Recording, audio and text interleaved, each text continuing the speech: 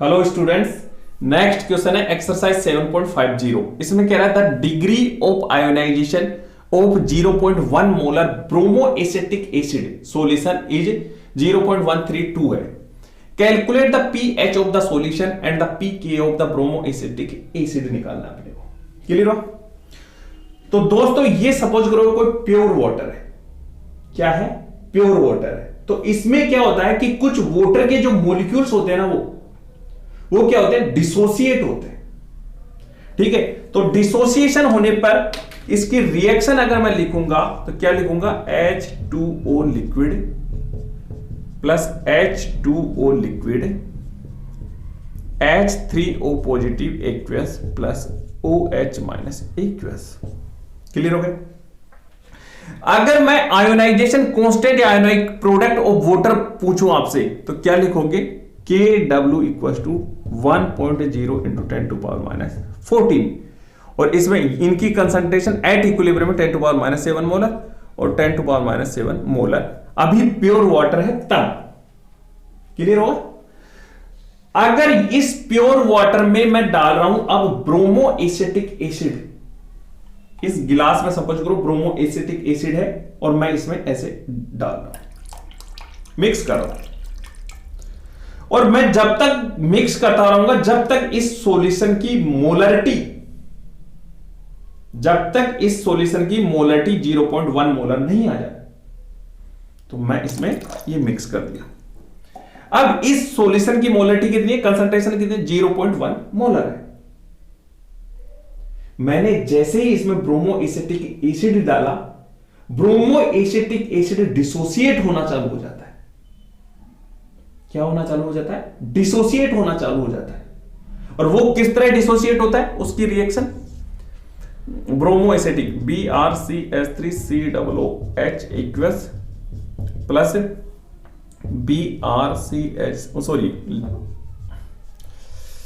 H2O liquid और H3O positive aqueous plus BrCH3COO minus aqueous. Clear हो? ठीक है। अगर मैं आपसे पूछूं कि ionisation constant of this reaction या dissociation constant of this reaction का फॉर्मूला क्या होगा, तो आपको सबको याद होना चाहिए कि A equal to concentration of this upon concentration of this. तो ये हो जाएगा H3O positive BrCH3COO minus concentration upon concentration BrCH3COOH। Clear हुआ? ठीक है। अब इसमें देखो, अगर मैं आपसे यह बोलूं कि इसकी एट इक्विलिब्रियम, देखो इसकी इनिशियल कंसंट्रेशन कितनी है? 0.1 मोलर। इनिशियली जैसे मैंने इसमें डाला इसकी इनिशियल कंसंट्रेशन इतनी, फिर ये डिसोसिएट होना चालू होता है और एट इक्विलिब्रियम कोई कंडीशन आई जिसमें अगर मैं इसकी कंसंट्रेशन x मोलर मान लूं, एट इक्विलिब्रियम में इसकी कंसंट्रेशन x मोलर मान लूं, तो क्या इसकी कंसंट्रेशन भी x मोलर होगी फ्रॉम दिस रिएक्शन ओनली? अभी इस रिएक्शन को मत मानो, ओनली इस रिएक्शन को ही मानो। एट इक्विलिब्रियम क्योंकि इससे 1 से 1 बन रहा है, 2 से 2 बनेंगे, 3 से 3 बनेंगे, 4 से 4 बनेंगे, तो इसकी कंसंट्रेशन कितनी होगी? इन दोनों की बराबर होगी। ओनली फ्रॉम दिस रिएक्शन की बात कर रहा हूं अभी। तो इसकी कंसंट्रेशन इक्विलिब्रियम में कितनी कम होगी? x minus molar. क्लियर हो? ठीक है ना?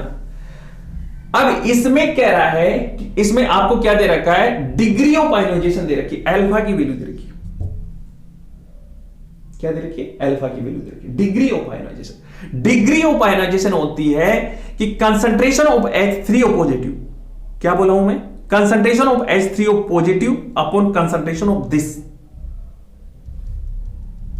At equilibrium. तो कंसंट्रेशन ऑफ H3O पॉजिटिव, ध्यान से सुनो, इसमें 1 अप्रोक्सीमेशन ले रहा हूं मैं। Concentration of H3O positive sir x यहां से भी आ रही है, यहां से भी आ रही है। प्योर वाटर में इसकी कंसंट्रेशन 10 टू पावर माइनस 7 थी। जैसे ही H3O पॉजिटिव इससे आने लग गया तो इसकी कंसंट्रेशन और भी कम हो गई।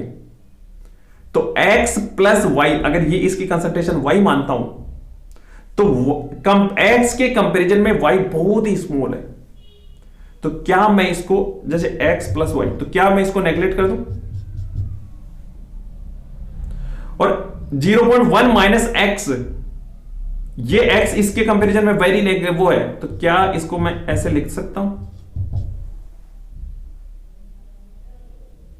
ठीक है, तो अब देखो इसमें क्या होगा, इक्विलिब्रियम में देखो ये दोनों कंसंट्रेशन डिफरेंट हो जाएगी, लेकिन ये वाला प्रोडक्ट सेम रहेगा।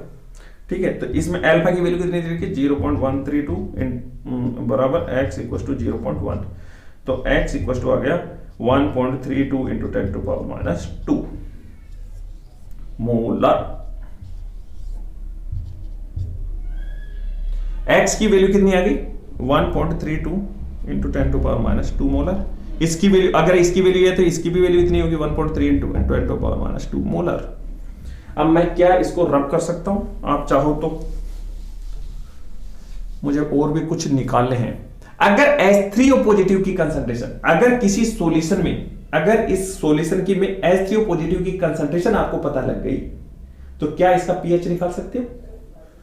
pH आसानी से निकाल सकते हो अगर फॉर्मूला याद हो तो, माइनस लोगरिथम H3O पॉजिटिव की कंसंट्रेशन अपॉन मोलरिटी, तो pH equal to minus logarithm, इसकी कंसंट्रेशन कितनी देर की है? 1.32 into 10 to power minus 2 molar upon molarity, molarity से molarity cancel, pH equal to, इसको कॉमन ले लो, logarithm 1.32 plus log 10 to power minus 2, तो pH इक्वल टू, इसको सोल्व करोगे, log 1.32, log 2 की वैल्यू होती है 0.3010 से, log इसकी वैल्यू लोगरिथम टेबल से भी देखोगे और वैसे इसमें इससे कम होगी। ठीक है, तो लोगरिथम टेबल से देखोगे तो इसकी 0.12 आ जाएगी और इसकी वैल्यू माइनस 2, तो ये pH इक्वल टू निकल जाएगा 1.88। इस सॉल्यूशन का pH निकल गया, कितना निकला? यहां कहां पे लिखूं? pH equal to 1.88। क्लियर हो? क्या मैं इसको रब कर दूं? आप चाहो तो। ठीक है, अभी नेक्स्ट क्या चाहिए? इसको calculate, pH of the solution निकल गया, pK of the bromo acetic acid.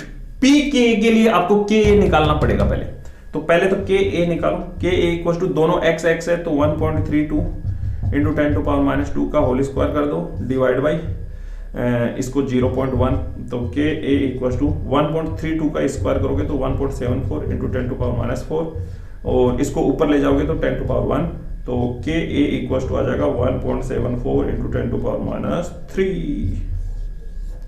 Okay जी, अब Pk कैसे निकालोगे? Pk इक्वल टू होता है माइनस लोगरिथम Ka, तो Pka इक्वल टू होगा minus logarithm 1.74 into 10 to power minus 3, तो Pka इक्वल टू हो गया माइनस, इसको लोगरिथम टेबल से हेल्प से सोल्व करोगे तो 10 to power minus 3, Pka equal to 1.74, log 2 की वैल्यू होती है 0.3010, इससे कम होगा log 1.74, इससे कम होगा 0.24 और इसकी वैल्यू आ जाएगी माइनस 3, तो Pka इक्वल टू आ जाएगा 2.76। क्लियर हुआ?